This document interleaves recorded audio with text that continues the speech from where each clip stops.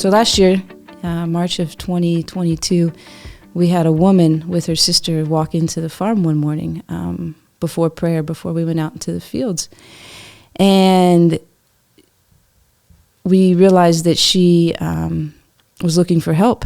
She was pretty dazed in the eyes, not very responsive, and she spoke Makonde, which Mario, our farm manager, is a Makonde-speaking man. And so we sat her down and began to talk with her, and she had just arrived in Mieze, which is our village, and she had been hearing of a Makonde man that helped people, so she walked out to us. A couple of days before, she had escaped from an insurgent camp. She had been kidnapped by ISIS, which she believed to be about 11 months. She wasn't sure of the timing on that, with her and her son. And they were just looking for anything. And we sat her down and we began to slowly, Mario just talk with her. And she had shared about how the insurgents had come into Mozambique the year before, she thought in March of 2021, and how her husband had been killed during that, and they had taken her and her son, who was about a year old at the time, maybe not quite, she wasn't sure. And she had been, basically an ISIS bride for those last 11 months. And she decided to make a run for it, is long story short. And so her and a couple other women were marching through the bush with a couple of insurgents, and they decided to take a chance, and they took off running. And they ran and ran and ran, and they got picked up by some military. And she begins to describe the military that came in and rescued her. And she says, the Rwandan military, which the Rwandan military has been operating in northern Mozambique for the last 2 years. And so when we said that, it made sense, because they operate in this particular area, and they're very, very skilled in what they do. And so she said, yeah, these Rwandan men, she said they were giant. She said they were at least 3 meters tall, and they had white bulletproof armor on. And, of course, Mario's translating this from Makonde into Portuguese. And I stopped him, and I was like, wait, what color were they wearing? He's like, the white bulletproof armor. And the Rwandan military, they wear all black, and it does look bulletproof, what they wear with their vests and helmets and different things. But everyone knows, in Pemba, what uniform the Rwandans wear. And so he asked her again, what color? And again, he translates. No, she says it's white. And I said, no, ask her what color they were. Like, what color? And finally, Mario says, she tells me the color of their uniforms is the color of milk. Do you know another color of milk? And I thought, okay, that's it, And she talks about these gigantic men. Now, the Rwandan military are no bigger than the Mozambican military in stature. And she talks about how they brought him into safety, and they put him on trucks, and they sent him out. And there is no military that operates, I don't think, especially in Africa, in a jungle zone, wearing white bulletproof armor. And, that meant so much to us, because Mario and I very quickly realized, wow, there's an angelic presence there in a practical form, manifesting themselves to these women and these people who are running and leading them to safety. And, that woman, also her son, she began to tell us that one day, a couple months in, the insurgents came out and they picked up her son, who was maybe a year and a half at the time, she thought, just walking, and they put him in an empty rice bag.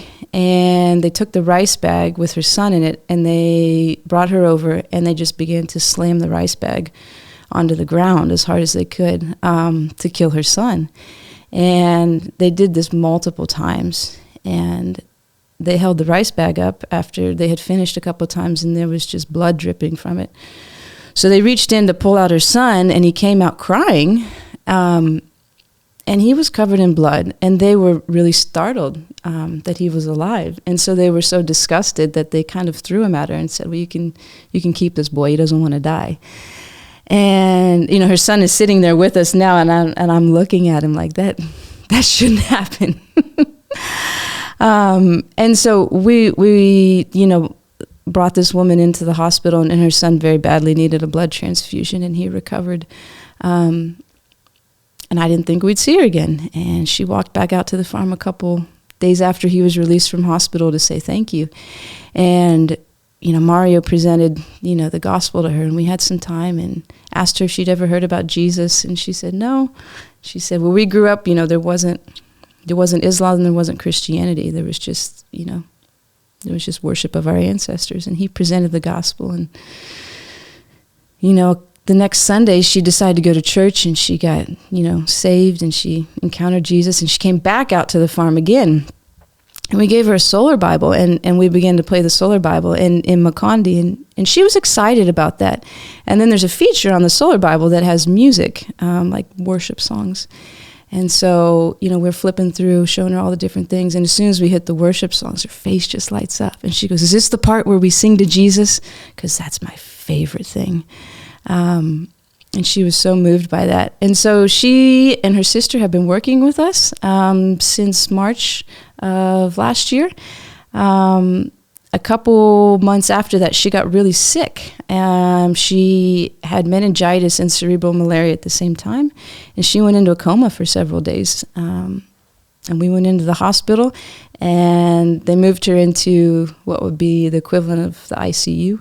And the doctor said, please visit her because she'll probably pass away sometime tonight or tomorrow morning. They had kind of her arms and legs tied down. She was having some weird seizures. And so we went in with her sisters and an aunt, and we said, in the natural, this woman will probably pass away, but we believe Jesus can heal her, and he's saved her life many times before. We believe he wants to do it again. And the next morning, Mario and I were out at the farm, and her sister called, and she said, hey, she's awake. And she woke up. She recovered completely. And she's, back at the farm. And so her and her sister have worked with us. They're still working with us. They've saved up some money. They just bought land back in November. They're in the process of building their first home. And, we just are so excited. And I think back to that a lot of times. Mario and I go back to on days when we get reports, on days when we get people showing up to the farm, on days where we unfortunately get bad phone calls of family members that we've lost, and people that have lost everything. We think, yeah, but those men in bulletproof, tall, white armor, they're with us, and there's more of them with us than any of these insurgents. And that brings a lot of peace and a lot of hope as we walk through this.